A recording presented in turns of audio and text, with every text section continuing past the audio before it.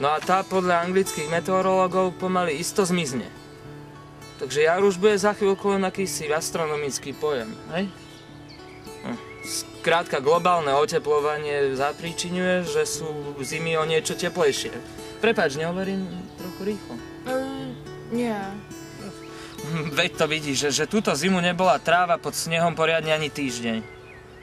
No a snežienky sa potom rozvíjali už začiatkom februára. A riadne zblbnuté sú, že vraj aj motýle. Tie vyvietávajú už v januári a potom zamrznú.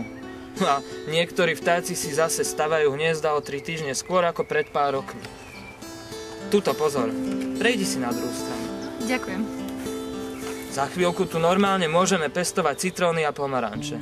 No a ešte v tom článku bolo napísané, že vedci nakoniec vypočítali, že do roku 2035 prejde zima priamo do letných mesiacov. Jar vlastne zanikne. Tak, to aby sme si ju ešte užili.